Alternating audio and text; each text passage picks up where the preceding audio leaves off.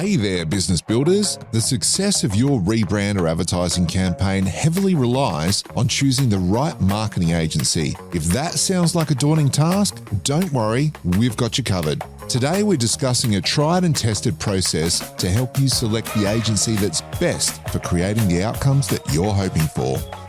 Well, welcome to the Business Builders Podcast. We are your hosts. I am Brenton Gowland. And I'm Ron Tomlian. And Ron, it is great to be here this week. We had, obviously, last episode, Oswin Gegenhuber from Pegs, who talked about his rebrand and what he went through and all that. And we're going to talk a little bit about that today. But before we get kicking, I started using, I've been using AI for a while, but I used it in a different way this week, and I was quietly surprised with the result and how good it was. Okay, how did you use it differently? Tell me more. Well, I was listening to this podcast, and I do a lot of that. So you practice what you preach. You listen to other people's podcasts. I find it's a really good way to learn, and I actually think we should do one of these episodes on the podcast we listen to so that other people can tap into that. Great idea. I think, why not? So anyway, it was Dr. J.J. Peterson's podcast. Have you heard of him? No.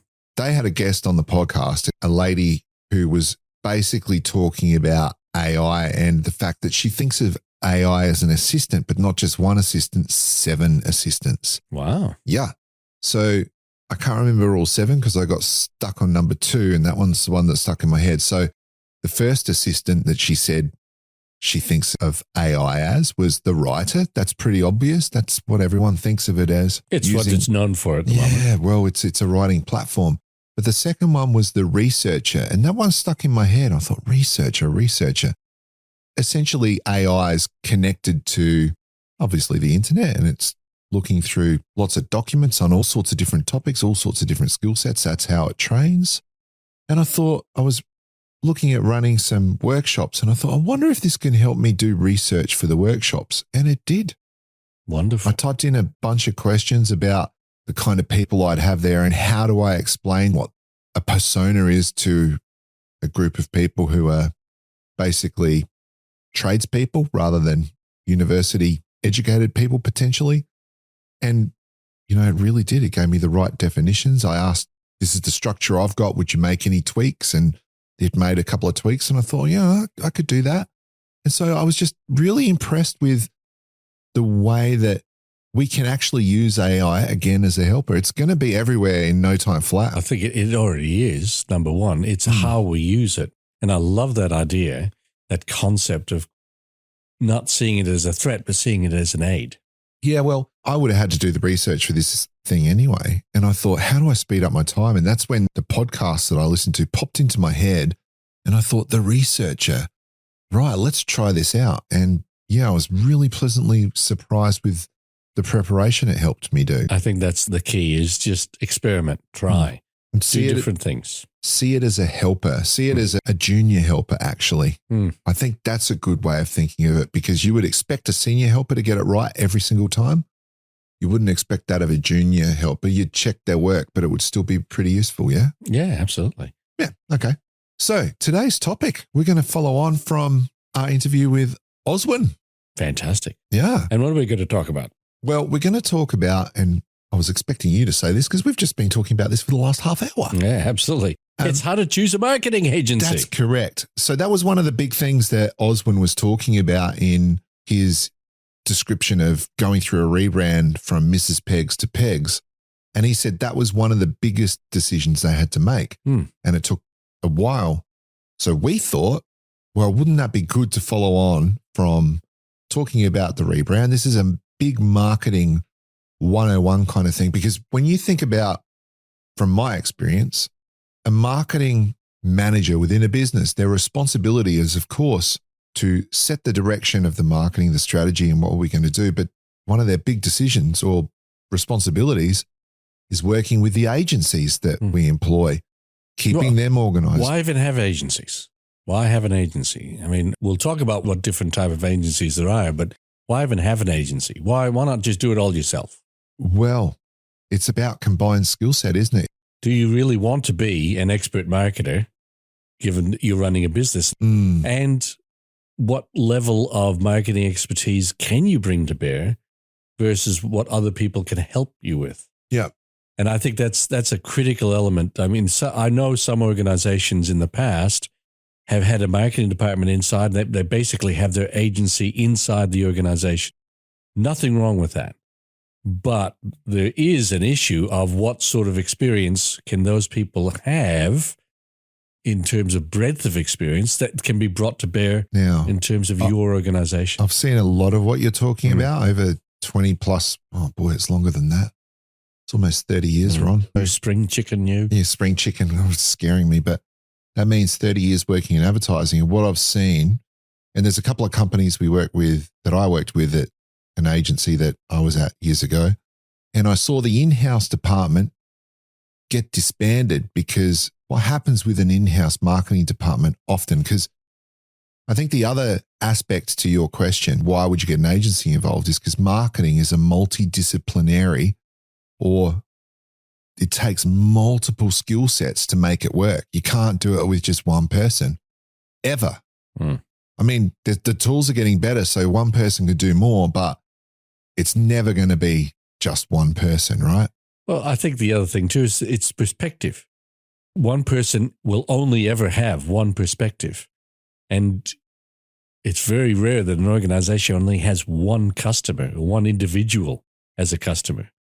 So your customer base is going to be about multiple different perspectives. How can one person encapsulate all that? Yeah. So back to the observation you had about the in-house department. So I'd love to say the name of this business, but I won't. I'll just clarify that. Oftentimes you have an in-house marketing department, but I'm talking about an in-house agency. Yeah, that's what I'm talking about. Yeah, they had this company that I'm thinking of had an in-house agency. They had graphic designers. They had the whole bit, and it was one of Australia's biggest agencies, and the whole group got disbanded. I was working with an agency, and we came in and they asked us to do some work, and we did some work that blew them out of the water. And they basically went, well, our internal resources are not creative anymore. And what happens is, because the internal agency is looking at the four walls that they're surrounded by all the time, they get indoctrinated with their own message. And sometimes they lose their creativity. So there's a whole nother episode on how to keep an internal agency creative, because you got to keep them going out and doing things. But that happens. But then what happened 3 or 4 years later? What do you reckon happened 3 or 4 years later after they disbanded the agency? Recreated. They rebuilt it. Yeah. And I've seen that happen at a number of large businesses over the years. They have an in-house capability, then they outsource. Then they bring the capability in again, then they outsource. It's like a boom and bust thing. It's like a cycle that I've seen. I was just going to say it's a cycle. And these sort of things follow a natural rhythm, I think, within organizations. And there are flavors of the month. You know, one new marketing manager comes in and says, I've always had an internal agency. Let's create that. Move on to a new guy. And I've always used external agencies. Let's do that. So it goes. So the topic today, SMEs with or without a marketing person, they will need at some point to engage an agency. And how would you choose an agency? And for a project like a rebrand or a major piece of campaign work, yeah?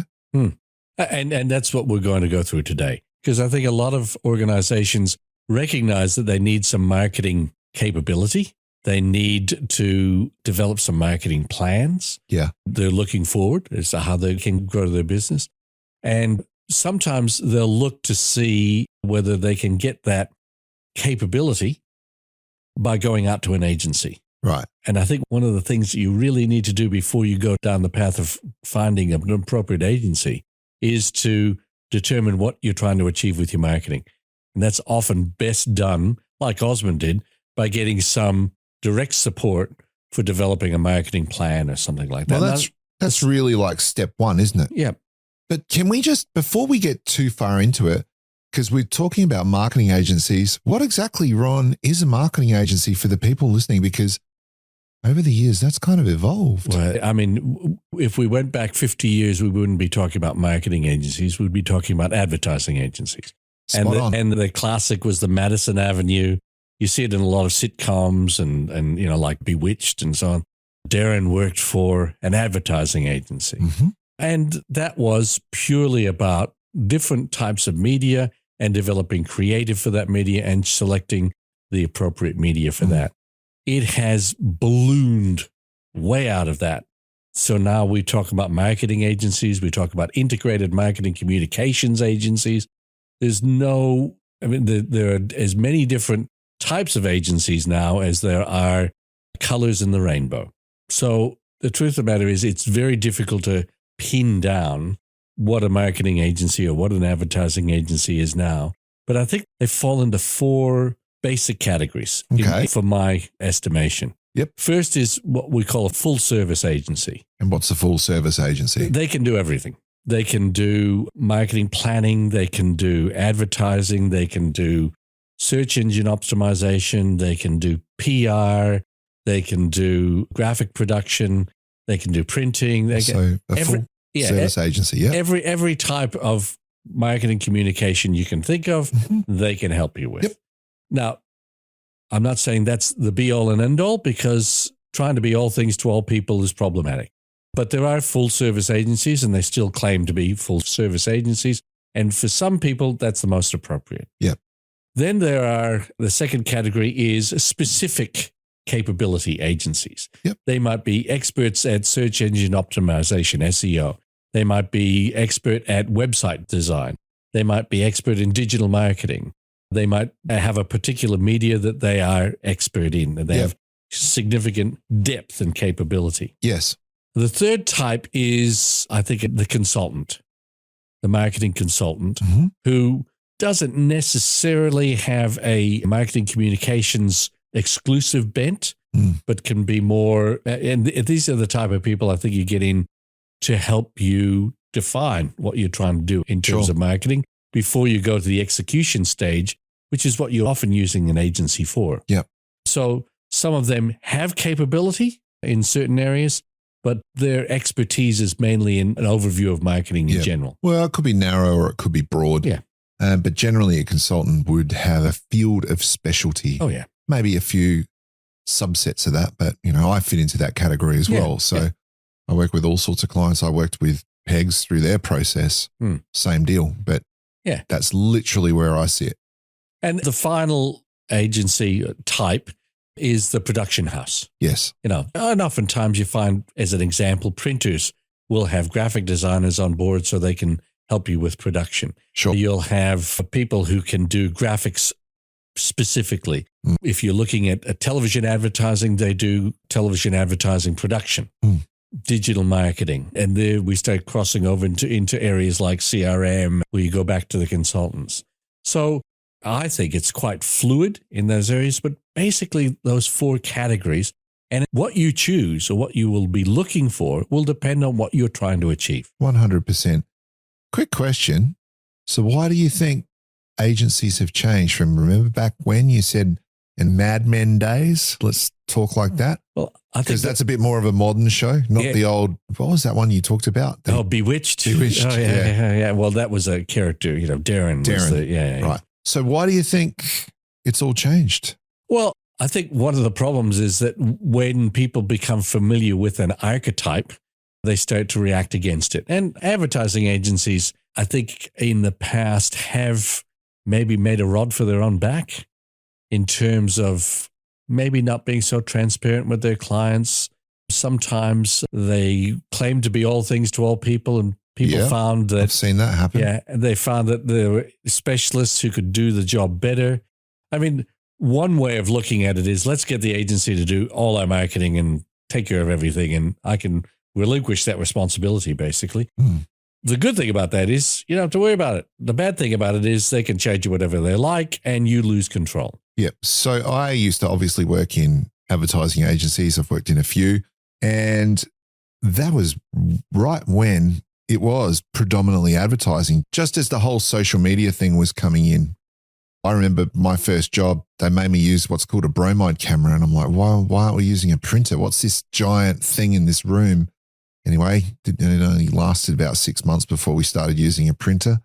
But the point is that my view on that change is the channels, right? Because there were 3 key channels that we used when I started work, and that was television, radio, and print. And then what's happened is web's come along and the channels have increased dramatically. Sure, a lot of them are online channels, but it takes real expertise to understand and manage and deliver on these channels. And the nature of how people engage with content has changed. And, we call it content now. So the jargon term for that is fragmentation of media. Yeah. I love that. Yeah. You must be a uni lecturer.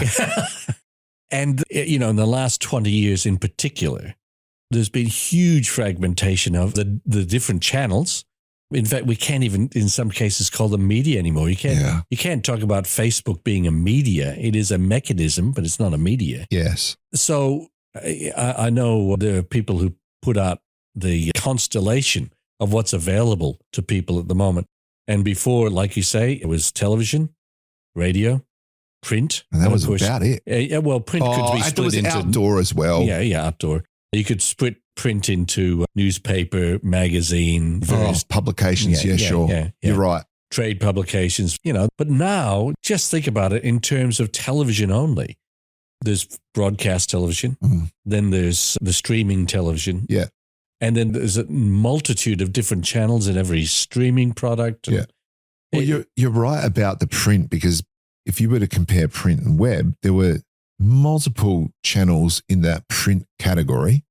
There's multiple channels in the digital category. And as you're saying, there's multiple channels in the live to air, or, well, if it's live to air or free to air, paid to air categories as well. So huge amount of fragmentation. So all of a sudden, reaching your audience becomes way more than just putting an ad on the television like used to happen in the old days. Yeah, well, and that would be pretty successful. In Australia, in those days, you had 3 paid media channels.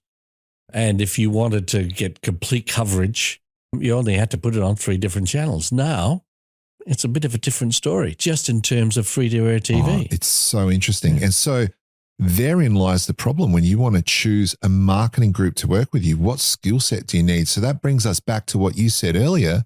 What do you need them to do? And in this particular case, we're going to start, as we said earlier, at that top end.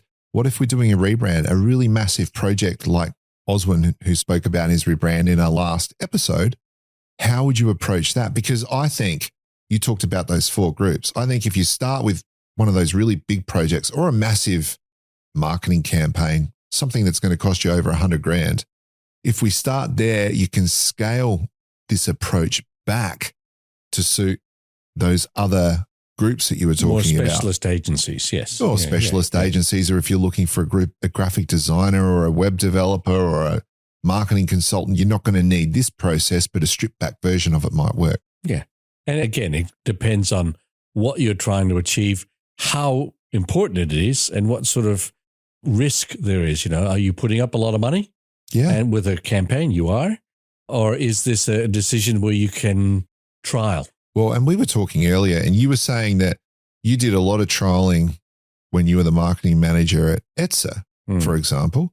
They had a bunch of money. I think, what was the size of your budget? Oh, we had big budgets back in the old days, but this is admittedly 30 years ago almost now, but it wasn't unusual to have budgets in the millions. Yeah. Multiple millions of dollars. So you had that luxury of a big budget. We'll talk about that later, but needless to say, if you choose an agency for a major piece of work and someone to form a relationship with over time, it's important you make the right decision, because if you're a SME, you're turning over $5-10 million a year and you want to do a rebrand, that is hugely going to impact you.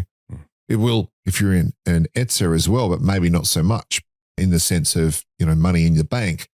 But with an SME, it can sometimes make or break you depending on what you do. So, and again, is this a project-based thing? Or we just want to rebrand and then we're going to use what we normally use?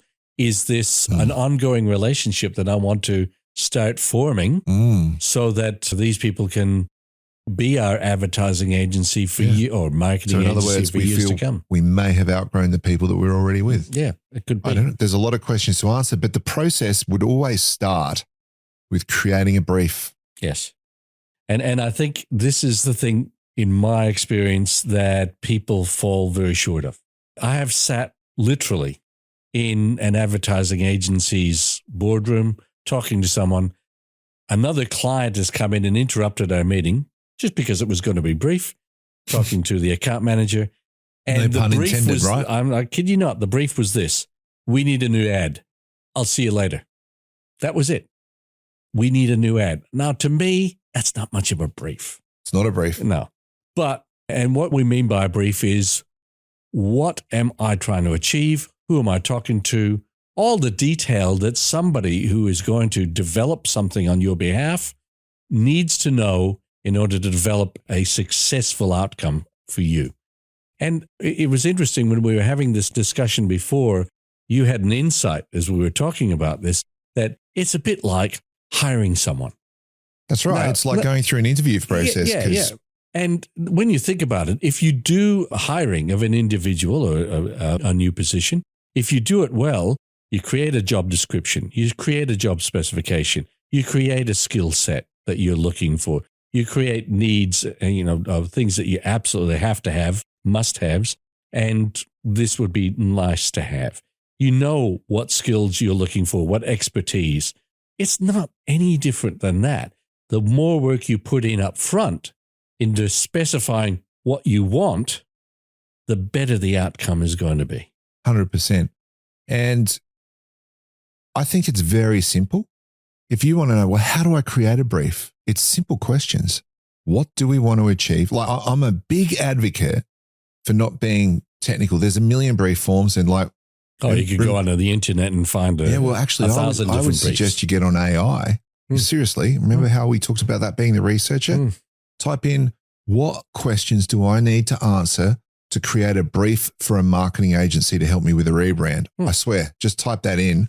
My point is, I would have questions like this in a brief. And let me put this in context for everyone. I might spend 3 to 4 solid weeks writing a brief for something like this, because you got to do research, right? So you got to research, what am I going to give to these people to help them understand me? What am I going to give to them to help them understand who I'm competing against? What am I going to give to them in this brief to help them understand where the business is going, et cetera, et cetera? Because if you want someone to come on board with you, you want to know that they've got some sort of understanding that they can respond to, so you can see it and measure it about your business and how they understand it. It's important. Yeah, and it's questions like, who am I going to be able to answer for the agency? Well, that question, I got passionate about that one. I always ask them, who's my team going to be for the whole project? Tell me why. I wanted to get that in before you said this. Yeah, but it's who am I talking to? Who's my target audience? And again, we don't want to get into marketing jargon, but it would be the same if you were writing a presentation. Who am I talking to? Yeah. That's an important question to be able to answer for the agency so that they understand.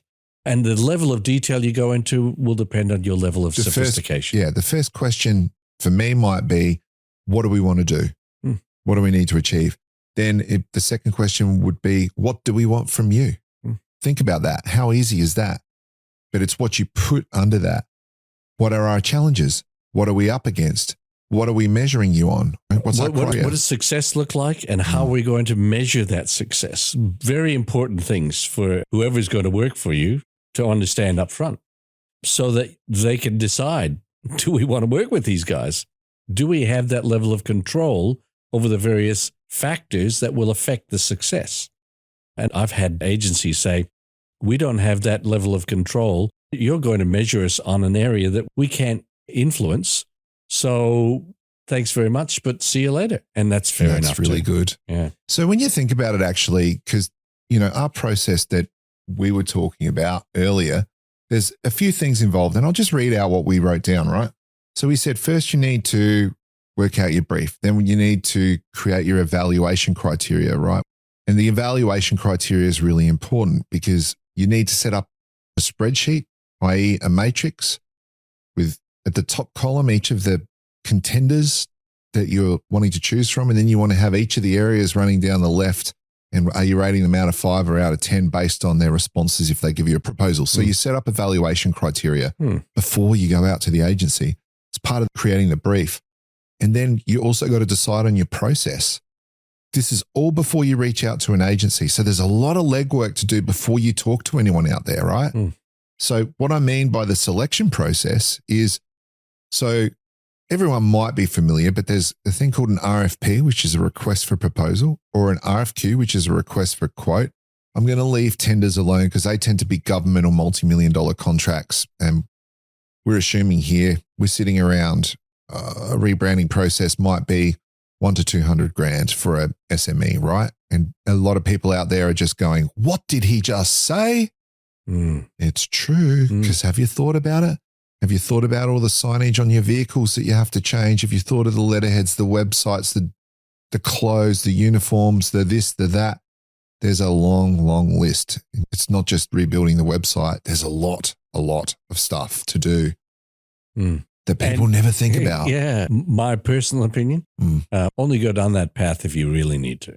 Correct. Yeah, and there's some valid reasons for doing it, but just be aware that it is a big process. Yeah. And that's what we're talking about. We're starting at the top end, the big end of the type of projects you're going to get somebody to do, and then scaling it back. Okay, so we went, what are you trying to achieve? So in other words, what's my brief? What's my evaluation criteria? What's my selection process? Who are we going to approach? So we decide on all those things before we decide what agencies we're going to approach, and we'll get onto that in a minute. Then how do we invite them? What's our invitation process? And like you said, you might go to some people, they read the brief. This is the whole purpose of the brief. They read the brief and go, wow. And I had this with a job we did recently. So we did an RFP process, and the incumbent for this company that we were working with actually opted out because they realized they couldn't answer those questions. They wouldn't be able to respond. They didn't want to go in with someone else. But the business had outgrown that incumbent, and that happens. That's okay. They fit in a certain part of their life cycle as a business. They had to move on to a new place. So that invitation process is really important. Then I always suggest that we start with the RFP. So that's a proposal that you get or a quote that you get, whatever it is. And we have remember we created our evaluation criteria. We go through the answers that come back to us. So part of the brief might be in the RFP, you actually put down, this is what we're going to be evaluating you on, and this is what we want to know. Then you mark them on that, and you might go out to 10, 12 groups. That's a lot, actually. If you've done your research well, it's probably going to be really 4 to 6 if you do your research really, really well. But you might have 1, 2, or 3 of those that you can just straight away by doing the assessment on the proposals, you can say, I know these people are probably not going to hit the mark, and you can shorten the amount of time the process will take. It's like, this is where this job interview process came up that we talked about earlier. You start with 30 different applications and you shortlist it down to a manageable number. It's not any different here. Correct. So you might end up with probably 3, but 2 or 3 options. And then you go through evaluating the shortlist. And that usually with marketing agencies goes to that process we call pitching. But generally we'd have a meeting. But I always say, don't ask them to present creative to you if you are not doing what's called a paid pitch, which I think you'll talk about in a sec. Don't ask them for creative. Ask them to tell you how they're going to approach solving your problems or answering that brief. Get them to talk you, step you through it, and then ask for them to talk us through your proposal. Tell us how you're going to, in the meeting, when we get together, talk us through your proposal. Tell us how you're going to manage this process and tell us how you're going to help us achieve this brief. And then give us a few examples that you've done with other people that are similar and step us through that. And that then takes, in a sense, the onus off the people that you're talking about to create some creative. Because I always think if you're getting people to present you with some concepts, there's always a danger that you choose based on the pretty pictures. Oh, absolutely. Do you want to talk us through? I know what you're going to be talking about. I think it's very valid. I think it would be worth going back to those points that we talked about before. Developing the brief. We've talked about that to a large extent. What's your evaluation criteria? And how are you going to make a decision ultimately? Is it about the level of expertise they demonstrate? Is it about the skills of the people? Is it about the individuals who are going to be working on your program? Is it about the results they've been able to demonstrate that they've achieved for other clients in the past? What are you going to be evaluating them on, and how are you going to make a judgment about that? So that's your evaluation criteria. In the same way as you would develop evaluation criteria for an individual who's applying for a job. And that comes down to that spreadsheet that we talked about before. What process am I going to use? Now, you described a process, and I think it's a good one, where you get them to put forward a proposal based on a brief and then go through a shortlisting. You need to be upfront with it. You need to be clear in your own mind, I think, of what you're going to do, how you're going to do it, and then you need to be transparent. I mean, I've unfortunately come across people where they say, could you put forward a proposal? All right, we'll put that with the other 5 that we've got. I didn't even know there were other people going for the same amount of work or the same type of work. Agencies, just like individuals, can feel incredibly betrayed when they put in a lot of effort and then finally realize that it's not just them that's being evaluated, it's a whole bunch of other people. You need to be upfront with the process. You get a very bad reputation as an organization, and it gets around industries like the marketing consulting or the marketing agency industry. That's the type of client that won't tell you what's going on. And I wouldn't use the word blacklisted, but you certainly get a bad reputation. I don't think you want that. And then the whole question of once you've developed that whole process so that you can articulate it, who are you going to approach? That's desktop research. What are the type of agencies doing work for SMEs? I think it's desktop research and, oh, absolutely, talking to people. But I think it's a lot easier nowadays. You go to the web and you say, yeah, I've heard about agency X, Y, and Z, and I've heard about agency ABC. You can look up what they've been doing for their clients. They'll gladly tell you the type of work they've been doing. They'll give you an impression of the way they approach things. They'll certainly tell you who their clients are. And there's no reason why you can't go and talk to one of their clients and say, I see that you use agency X. Tell me about what it's like to work with them. Well, that's the and part, isn't it? Yep. Yeah. And I think the more research you do, the better handle you get on an agency that's going to work best with you. Agreed. And Oswin said in the last episode that he was suggesting that you, like exactly what you've just said, that you determine who's gone through this process, ring them up and talk to them, and they'll probably talk to you.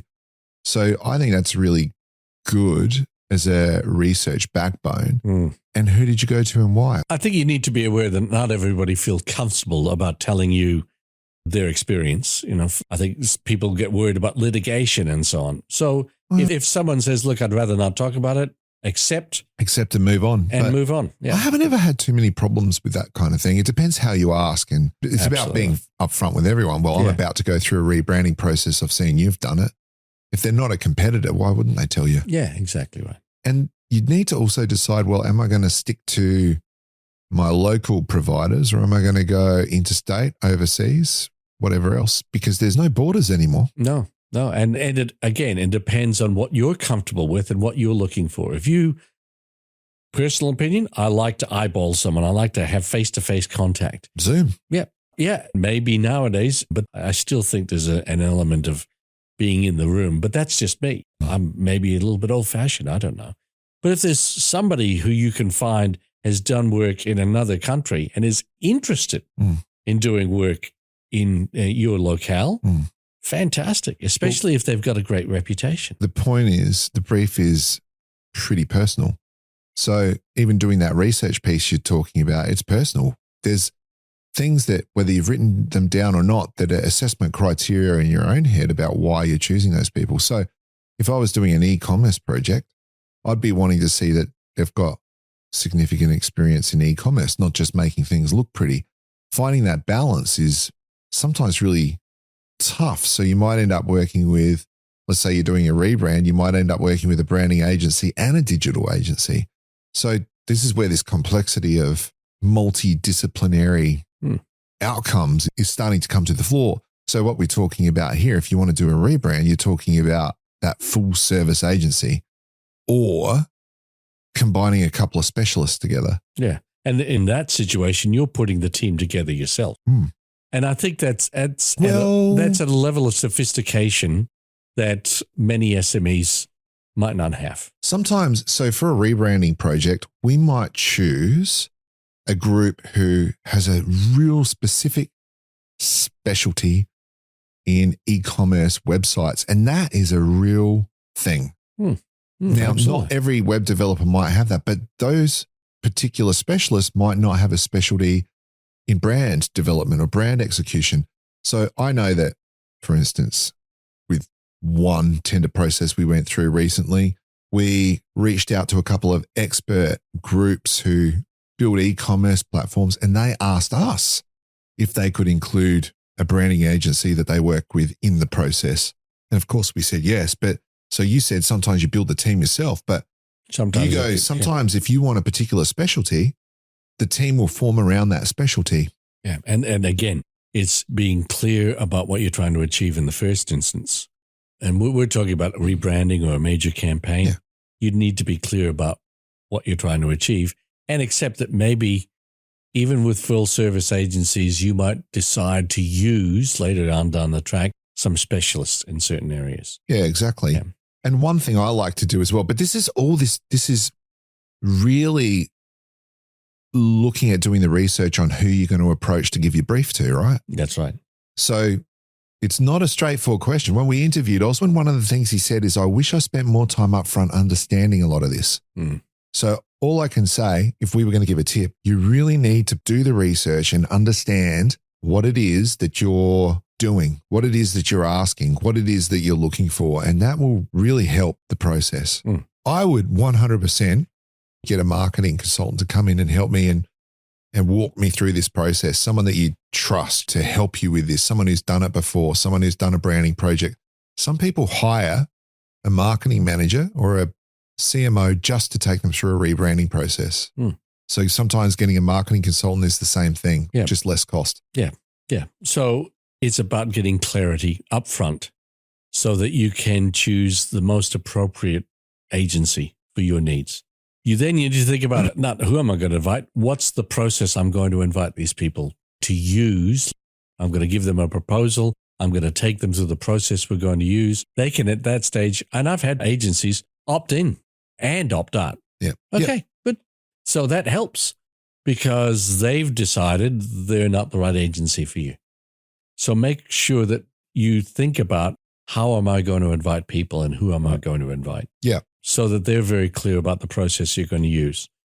Yep. So in other words, once you've decided who to approach, you go and invite them and you be very clear with them. This is what we're going to do. Are you interested? We have a brief. With some of the tenders I've done, I've said, if you're interested, I need you to sign an NDA before we give you the brief. NDA? Yeah, NDA. Non-disclosure agreement. Yeah, sorry. Non-disclosure agreement, because sometimes in a brief there's very confidential information, particularly when you're doing a rebrand. And then should they say yes and explain the process, we're going to get your proposal. We're then going to create a shortlist. We're then going to go through a presentation from yourselves where we're going to ask you these questions, and then we're going to make a decision. There may be some clarifying questions after the meeting that we have, or as you were talking about earlier, sometimes you do a paid pitch in a sense. You get them to do a piece of work and you assess the process. Yeah, and make sure everyone understands what's going to happen at that invitation level. Yep. And then so they can decide whether they want to be part of it or not. So if they opt in, we then send them the brief and we give them, usually when you give them the brief, you give them a timeline. We need an answer by this point in time, and this is what we require in the brief. So in the briefing document, you would usually go, this is what we're going to assess you against, and this is what we require as answers in the brief. And one of the examples we gave earlier is who's my team? Because the reason you said that is sometimes agencies will have a pitch team. Yeah. Big international agencies in the past, I'm not saying that that's the case anymore, but will have an international pitch team who will move around the world literally and pitch for business to multinationals or large organizations.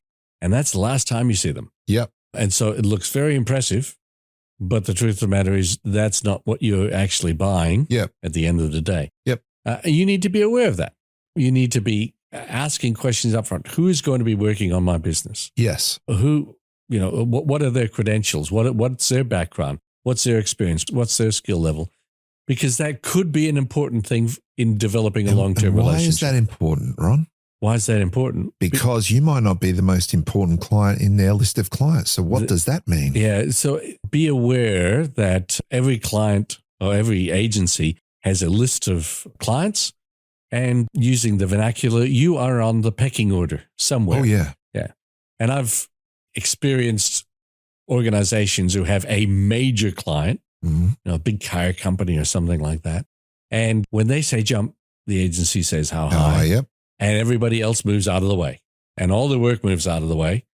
You want to know that up front. And that's fair enough. If they're spending $20 million a year and you're spending $100,000, what do you think's going to happen? Yeah, absolutely. But that then comes into your decision-making process as well, because you might come across an agency that's really good. Maybe they're younger in their life cycle and they're trying to prove themselves and they're looking to do really great work. And they're hungry for your business. Yes. You're a big fish in a small pond. Correct. Yeah. So that may not be important to you, but it may be important to you. But there's all these things. So we'll go through the thing. You've done the invite. You've sent out the thing. You've got their proposals. That assessment criteria you've got is so important then in answering that, because agencies are good at dressing things up. That's their job. Yeah. And that's what you want. Yeah. But at the end of the day, you have to sift through the hyperbole And get down to the what's the nub of this. Yep. And part of that will be how much they dress it up. Yep. And so you might rate them on several things, like you might rate them on their design capability based on their proposal that they've put examples in. You might rate them on their price. What are some other things you might rate them on? The individuals who are going to be involved, their experience in your industry or with clients who are similar to you, their experience with projects that are similar to the one that you're putting in front of them. Their process, methodology. Yeah. And this is where I differ from you. I like to put them through the paces. Mm-hmm. And what I mean by that is when you get to the point where you are evaluating the shortlist that you've come up with, and I don't think it's that difficult to come up with a shortlist on the basis of the proposals that are in front of you. Correct. When you're evaluating it, some people say, well, talk me through the process that you're going to use. And that's the way you do it. I actually like to put them through a mini project, not just to see the outcome, because they can put an inordinate amount of work into developing creative for that particular project, and just to win your work. For those of you who are listening, creative is something that you develop over time. You start with something. So you don't expect an agency to come out with the exact right thing right from the beginning. It's often a process and a journey. I say that because I've worked in agencies and people expect it to be right just like that. No. No. Like with anything, it takes time. I like to, in the past, I have evaluated not just the outcome, but I've evaluated the process they go through, not the process they tell you they will go through, but the process they actually go through to develop a piece of work. So, personal opinion, I don't think it's fair to any organization to get them to do work for free. And you're certainly not going to later on anyway. Agencies in the past will put a lot of money aside to win work, and then of course you pay for it later on. That's right. Yeah, or somebody pays for it because maybe they've lost, they don't get the work. But somewhere along the line, that's built into their costing structure. So I like to give them a certain amount of money to do a small project to demonstrate not just the outcome, but how we work together. If they say we will come back to you for clarification, but in the process of doing the small project, they don't do that, you've got an indication of, well, they say one thing, they do something else. Yeah. I will say that not everyone can afford to do that because let's say you gave $5,000 to each for a piece of work, and that's not unreasonable. Yeah. That'll make them do more if they think that, oh, these guys are pretty fair. They'll do a bit more. But the problem is this. That's $15,000 is basically just to get you through the process. Yeah. Well, that's 15% of $100,000. And if you've got $100,000 to spend, joy. Yeah. So that's not everyone can afford to do that. That's correct. Yeah. But if you're at a big company with a larger budget, I would do it every single time. I've actually had government agencies come to us when I was running the agency that I own, and they would say, oh, we got 3 groups. We want you to do creative for us. And I said, so you mean you want us to do free work? They're like, no, it's for an assessment. That's okay. I say, generally, that's what's called a paid pitch. So have you created a budget for that piece of work? Oh, no. I said, I did this literally with an agency and I could name them. And they came back with a $5,000 budget because I pushed them. Because I told them this is the way you do it. And I would have walked away. You're talking about a government agency. Oh, yeah, I am. Yeah. But the shoe's on the other foot sometimes because you don't want to do free work. And I'm telling you from an agency's perspective, don't ask them to do free work if you haven't got budget. Ask them to show you how they approach other projects and how they'd approach this project. And that's the trade-off. Can I afford to evaluate the process and evaluate the outcomes and put money up front for it? Then I will get them to do more work. If I can't, then I think it's incumbent on you to say, I'm going to do that evaluation of these shortlisted using another method, which doesn't require them to put a lot of effort in, but does require them to be able to articulate the way they do things. Yep. So I would also set up subsequent matrix or evaluation questions for that meeting based on, I'd set up an agenda for them or get them to send me an agenda to see how they do it, but say, I want to cover off on this, this, and this. It's like the second interview in recruiting an individual. Yeah. You have criteria for that second interview as well. Yeah. That has to be the case here. And then if it gets close, and often you'll end up with maybe two groups that are like neck and neck, and you might have to, they might not have answered everything even through the discussion in the meeting, then you might come back with some subsequent questions or go have a private coffee or conversation with a key person in that business to get a feel about what they're like. I usually like to go and talk to the managing director and to see if you'll actually get access to them. What's really important is you're going to be working with these people on either a major project or over the long term. Yep. The chemistry has to be there, the synchronicity of values, the way of doing things. I mean, they're working in a large government organization. I made an assessment about one agency who were incredibly creative, who I assessed would be so frustrated with the way a government agency worked that they'd eventually end up sacking us anyway. So what's the point of putting them and us through all that angst? Yeah. And I told them that. And I think that's the other thing is when you make a decision, give people the benefit of understanding why you made a decision, especially if they're not the ones who win your business. Agreed. But here's the thing. Here's the tip I would give now. So you've got this assessment criteria that we've talked about, all of the bits and pieces that we've talked about. It's come down to a bunch of numbers, and we know that this person rates here, this person, these two are neck and neck. And maybe they're neck and neck. Maybe one has answered things better or they got a better price and they're ranking better on our matrix. Well, when you get right to the end, that's where you kind of throw the matrix out and go, well, that got me to this point. I'm not saying that you 100% do this. That got me to this point. Now I've got my two contenders. I've had several interactions with them. I understand how things are going to go. Maybe they've put in a piece of work. Then at some point, you've got to trust your gut. And don't underestimate the fact that, when people talk about gut decisions, it comes down to how do I feel about this? And that feeling will have an effect on your commitment to the decision that you make. It will have an effect on your relationships that you develop with those people. Yeah. So it's another form of information, that gut feeling. And if your feelings should be taken into account in all this. That's what happens in the interview process nowadays, right? So if you're going for like we talked about earlier, if you're going for a key role, you're going to have a minimum of 3 interviews. You might start out with the recruiter, then you might go to a board level meeting, like where you've got several people at whatever level in the business. Often they put together a group of people to make an assessment with an outside expert or whoever.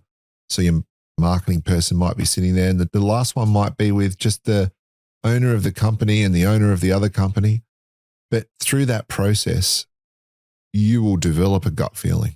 And that's the point. It's like, again, in the interview process, it's like as you go through those interactions with that person, you get a general gut feeling about what they'll be like. Will they fit in with the team? All that kind of stuff. To rely solely on that, I think, is a mistake. Yeah. But to rely solely on the numbers is also a mistake. Yeah. It's two sources of information that should be used to help you make your final decision. Correct. I 100% agree with that. So I hope this has been helpful. That was a lot. And we kind of talked about a lot of topics today, really. It is a big process, and it will depend, I think it will depend on the importance of the project that you're talking about, whether you're talking about a long-term relationship that you're looking for or something that's project-specific, whether it's something that is a specific field of expertise or whether you're looking for broader experience and a range of capabilities. It all comes down to at first assessing or first developing what is my objective in this process. 100%. And being very clear about that, having clarity about what we're trying to achieve here. Well, Ron, today was a big subject. Yes, it was. But I feel exhausted. Yeah, that kind of went down some rabbit holes I didn't think it was going to. I thought this was going to be a succinct episode, but we ended up with quite a lot of content there. Even looking at the history of the advertising agency was interesting, how that's morphed into a marketing agency. Yeah. And I think the difficulty with this subject is that it will be specific to an organization. And we've tried to cover sort of general principles, but it comes down to what are you looking for? And look, the only piece of advice I would give you, if you've never done this before, get a marketing consultant, get someone you know who's done it before and get them to help you. Because once you've done it once, it becomes more comfortable. You could do it on your own after that. And if you don't feel comfortable doing that, I think that's an easy way of doing it, quite frankly. Yeah. And time effective. Yeah. But talk to other people who have done it. Yeah. How have you done it? What have you used? What process? Talk to other organizations that you feel comfortable talking to about how they've selected their marketing agency, what criteria they've used, and so on. Sure. So that's all we've got for today. But next episode, because today we've been talking about how to select a marketing agency, most likely to do a piece of rebranding work or even a campaign, I think it's fitting that next episode we start to talk about branding. Yes. And how to go about it. Yeah. It's a big subject. It's a massive subject because branding never stops, really. Well, I won't start talking about it right now because we won't stop talking, but we hope you have a great fortnight and we will see you in a couple of weeks. Fantastic. See you then. Bye for now.